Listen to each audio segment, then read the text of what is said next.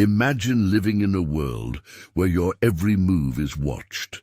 Your body is not your own, and the people who are supposed to protect you are the ones inflicting unimaginable pain. Now imagine finding a way to strike back, not with words, not with escape, but with vengeance so terrifying it becomes the stuff of legend. This is the horrifying true story of a young slave girl in Louisiana whose suffering turned into a calculated, gruesome revenge that shocked an entire community. Tonight, we dive into the darkness of history, where cruelty meets terror, and one girl's pain becomes a chilling tale of vengeance. The brutality that this young girl endured was unlike anything most people today could imagine. Yet it was the grim reality of slavery in Louisiana during the 19th century.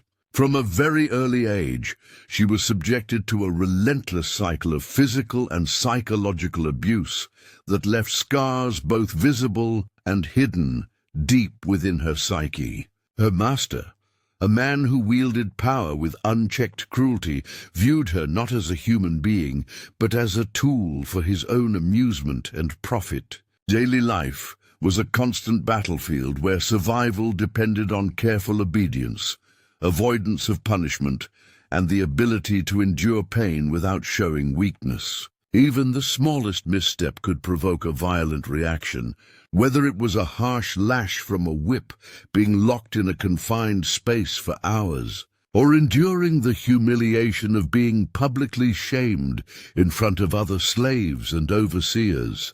Each act of cruelty was calculated to assert dominance and break her spirit, yet it also planted the seeds of deep resentment and a smoldering desire for retribution. Hunger, exhaustion, and fear became the backdrop of her existence. With every task, from tending the fields under the blistering sun to performing menial chores within the household, carried out under the threat of punishment.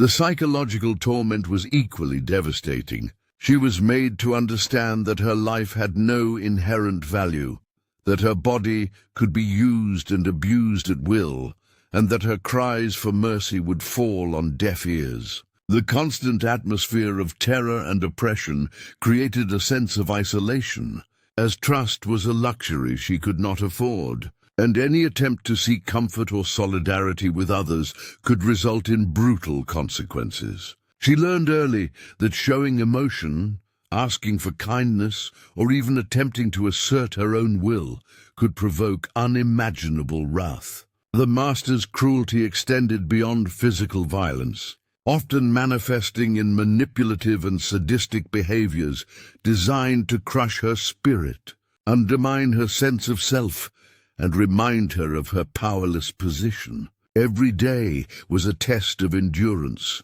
a trial that demanded she suppress the natural instinct to resist while simultaneously coping with the emotional scars left by relentless torment. She witnessed other slaves punished for minor offenses, each incident reinforcing the danger of defiance and the depth of her entrapment. The environment in which she lived was saturated with fear, humiliation, and suffering. Yet it was also within this crucible of abuse that her mind began to forge a strategy for survival and ultimately revenge. Each lash, each cruel remark, each act of degradation added to a growing awareness of her own strength and the potential for retribution. As she internalized the knowledge that cruelty, while seemingly omnipotent, could be challenged in ways her oppressors never anticipated. The layers of suffering she endured were not merely physical.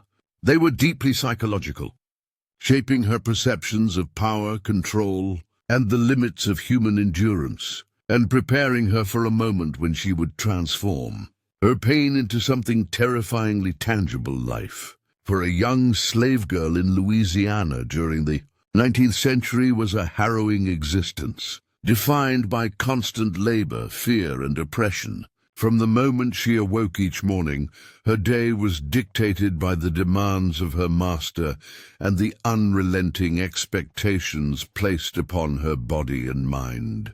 Unlike children born into freedom, she had no choice in her daily activities. She was assigned work that often began before sunrise and continued long after sunset. Fields of cotton, sugarcane, or tobacco demanded back-breaking labor under the sweltering heat, and failure to meet impossible quotas could result in severe punishment. Inside the household, she was subjected to an entirely different set of duties, performing endless chores such as cleaning, cooking, washing, and attending to the whims of the family who owned her. Her labor was uncompensated, her suffering invisible to the world outside the plantation, and any attempt to slow down or show fatigue was met with harsh rebuke or physical abuse. Beyond the physical hardships, her life was dominated by a constant psychological strain. Every interaction was a test of obedience, every glance a potential trigger for punishment. She had to navigate a treacherous social hierarchy in which slaves were not allowed to form true bonds or express personal feelings openly, because trust could be deadly. Her childhood, which for most children is a time of play and growth, was stolen from her and replaced with survival instincts honed under fear and deprivation. Education was forbidden, and ignorance was enforced as a means of control, ensuring that she could not envision a life beyond the plantation's boundaries or imagine escaping the authority of her master.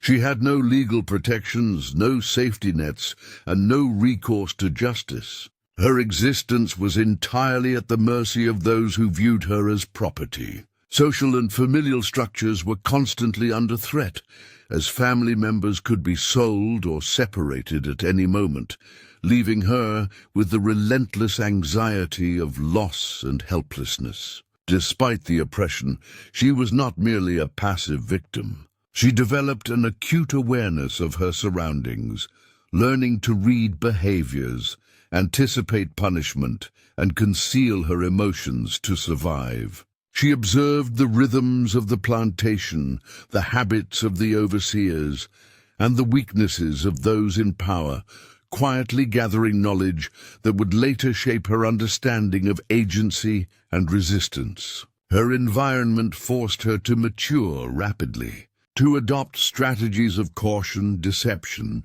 and vigilance that would serve as tools in moments when survival depended not on strength alone, but on wit and awareness. The brutality of daily life was compounded by the emotional trauma of constant subjugation, as she internalized the degrading message that her value was tied solely to the labor she could provide, rather than her inherent humanity. Yet amidst the despair and relentless hardship, a spark of resilience persisted, a quiet, simmering determination to assert herself in any way she could, to reclaim some measure of power within a system designed to strip her of it, and to survive in a world where every day was a battle against cruelty, exhaustion, and the relentless erosion of her identity.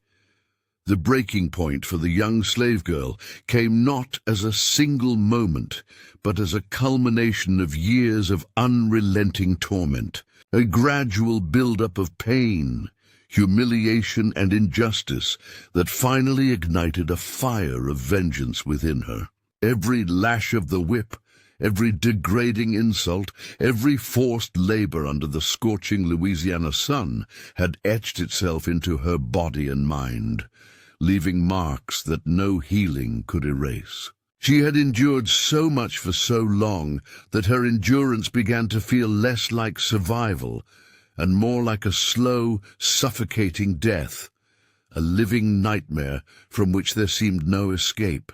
The cruelty she faced was relentless, both physical and psychological, designed to crush any trace of defiance and to remind her constantly of her helplessness. Yet with each act of oppression, A seed of rebellion quietly took root, nurtured by the injustices she witnessed daily and the growing awareness that her tormentor believed he had absolute control over her life. The breaking point was reached when the master's abuse escalated beyond what she had previously endured, pushing her beyond the limits of fear and submission. Perhaps it was a particularly vicious beating, or a public humiliation meant to assert dominance not only over her, but over other slaves who witnessed it, that finally shattered the fragile equilibrium she had maintained. In that moment, the realization crystallized in her mind that enduring the suffering passively would never bring relief, justice, or dignity. Only action, however terrifying or dangerous, could offer the possibility of reclaiming her agency. Her rage was not blind or impulsive. It was precise, focused, and fueled by years of careful observation of her master's habits, weaknesses, and vulnerabilities. The torment she had suffered had given her an intimate understanding of the man who had inflicted it, knowledge that would become the foundation of a plan for retribution. Each injury, each insult, each act of degradation she endured contributed to a growing mental archive of his patterns, the timing of his moods, the vulnerabilities in his guard, and the ways in which he underestimated her resilience and cunning. The emotional weight of her suffering coalesced into a single, driving force: the desire to strike back, to assert control over a life that had been stolen from her, and to make her oppressor experience a fraction of the terror and pain he had inflicted. It was a moment where survival instinct merged with a profound need for justice, where the quiet, controlled endurance of years transformed into a deliberate, calculated resolve. She no longer saw herself as merely a